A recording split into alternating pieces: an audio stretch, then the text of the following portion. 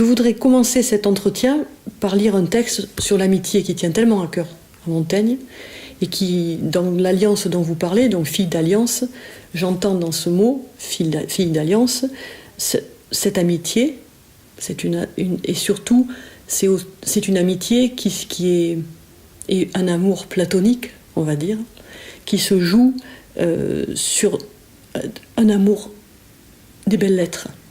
Donc voilà, tout ce lien qui se crée entre eux, je le vois bien démarrer par le texte de Stefan Zweig qu'il consacre donc à Montaigne.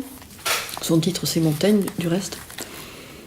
À propos des essais, ce n'est pas un livre que je tiens dans ma main, ce n'est pas de la littérature, de la philosophie, mais c'est un homme dont je suis le frère, un homme qui me conseille, qui me console, un homme que je comprends et qui me comprend. Lorsque je prends en main les essais, le papier imprimé disparaît dans la pénombre de la pièce. Quelqu'un respire, quelqu'un vit en moi, un étranger est venu à moi, et ce n'est plus un étranger, mais quelqu'un que je sens aussi proche qu'un ami. On parle d'il y a 400 ans, c'est-à-dire qu'on parle d'il y a 400 ans, et déjà cette modernité autour de l'amitié, alors on sait que l'amitié ça parcourt les siècles en philosophie, puisque dès Socrate, on peut parler déjà de l'amitié. Mais là, fondamentalement, c'est ce qui va créer le lien avec Marie de Gournay, cet amour de l'amitié. Et après, ce qui est très joli, c'est l'aveu de Montaigne vis-à-vis de cette amitié qui est dépassée par l'amour, tout simplement. Et au livre 17, au livre 2, chapitre 17, donc des essais, il rend un hommage à Marie de Gournay que je souhaite vraiment lire, qui est très court. J'ai pris plaisir à publier en plusieurs lieux l'espérance que j'ai de Marie de Gournay, le Jars, ma fille d'alliance, et certes aimée de moi beaucoup plus que paternellement, et enveloppée en ma retraite et solitude comme l'une des meilleures parties de mon propre être. Je ne regarde plus qu'elle au monde.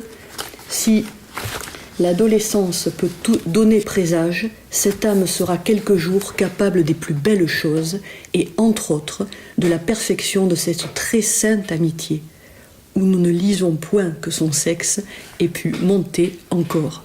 Alors là, on voit presque le machisme de Montaigne qui se révèle à la fin de ce paragraphe, mais en même temps, il a passé le cap avec une jeune femme qui a 18 ans, qui le verra qu'une fois, ce qui est quand même incroyable par rapport au parcours qu'elle va faire et au travail posthume qu'elle va faire sur l'exemplaire de Bordeaux.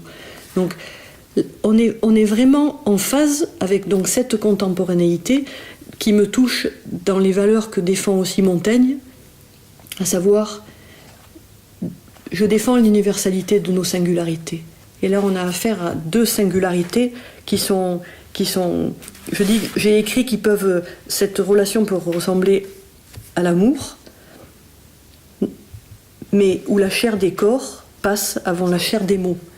Donc autrement dit, c'est vraiment la chair des mots qu'il y a en partage entre Montaigne et Marie de Gournay, qui va lui consacrer une partie de sa vie, et ça c'est juste incroyable, qui va se consacrer exclusivement aux lettres. Donc c'est une grande femme de lettres, qui nous offre ce commentaire de l'exemplaire de Bordeaux, des essais, mais bien au-delà, sa propre œuvre littéraire, qui donc est partie sur l'égalité entre les hommes et les femmes notamment. Donc c'est vraiment cette modernité-là que je trouve magnifique.